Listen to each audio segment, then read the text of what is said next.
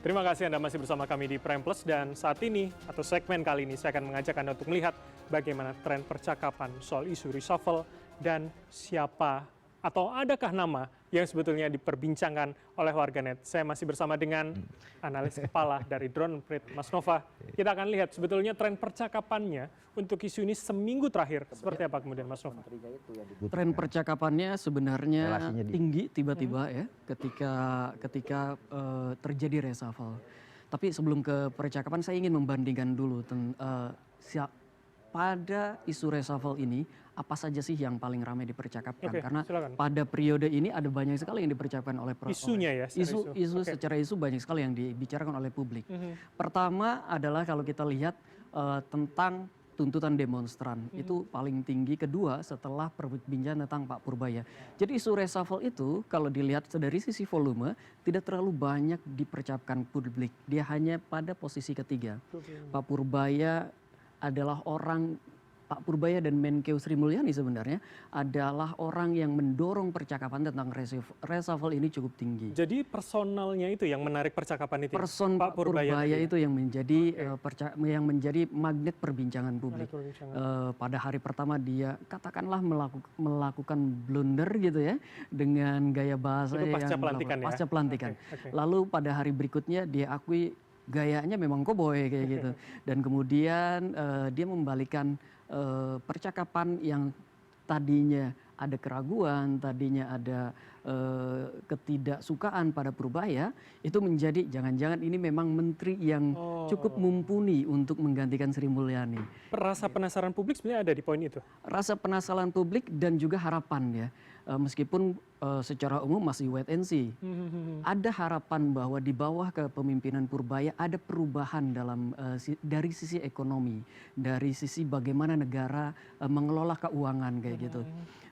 Tetapi juga publik juga menyatakan, tapi ini baru kayaknya Pak Purbaya memang oke nih, tapi kita tunggu saja karena aksi lebih kuat daripada apa yang dikatakan. Tapi kalau kita lihat kemudian saya ingin fokus pada nama Pak Purbaya terlebih dahulu, 73.000 paling tinggi di antara 5 isu ini, artinya kalau kita baca trennya sebetulnya orang bergeser tadi setelah dia minta maaf, setelah kemudian rapat dengan DPR, apakah itu ada perubahan trennya untuk? Ada perubahan tren. Pak Purbaya itu justru perbincangan paling tinggi bukan pada tanggal 7. Tanggal 8 ya. Hari pertama. Bukan hari pertama ketika dia dilantik, tetapi hari setelahnya. Puncak percakapannya justru terjadi pada hari ketika serah terima jabatan. Ketika Pak Purbaya mengatakan gaya bicara saya koboi kayak gitu. Terus juga mengatakan saya nggak tahu kalau ternyata menjadi menteri itu harus berhati-hati dalam berbicara.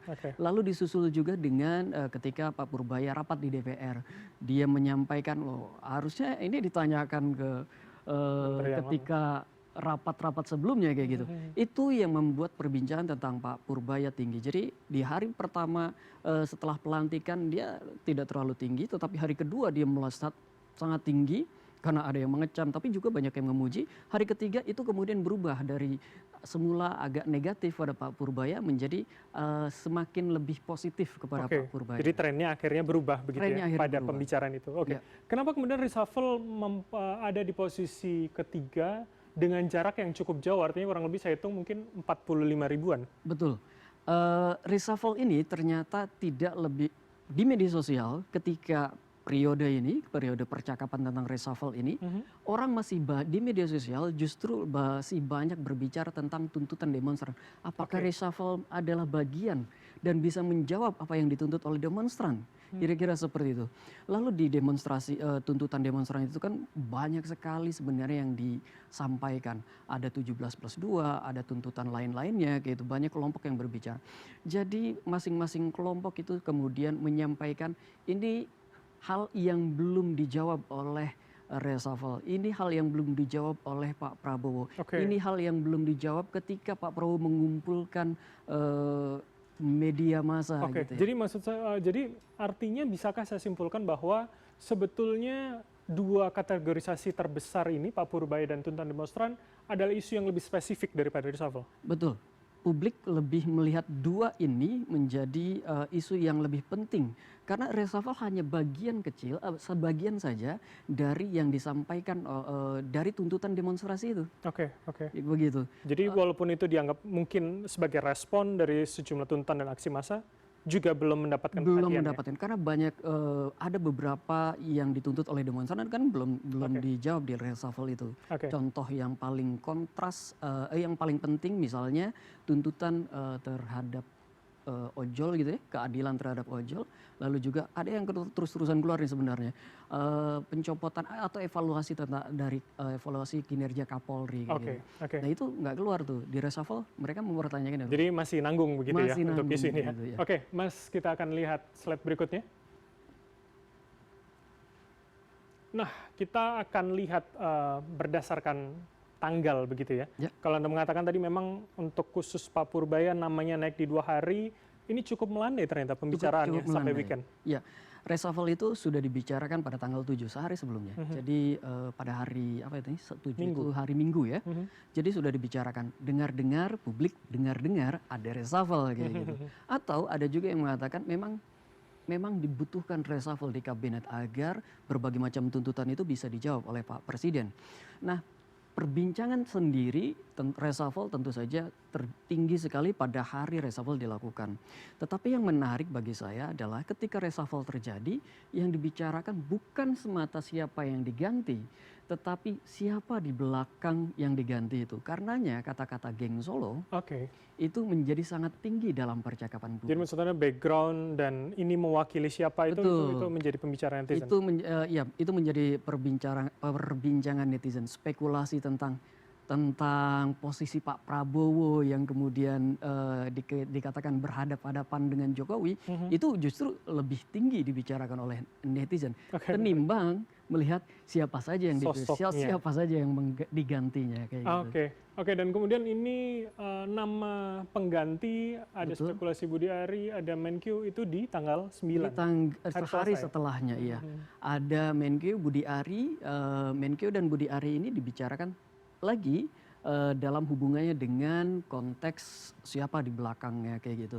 Budi Ari dikaitkan dengan ini kalau di media sosial itu keras sekali ya kritik pada Budi Ari. Selain geng Solo juga dia dihubungkan dengan kasus judi online misalkan begitu.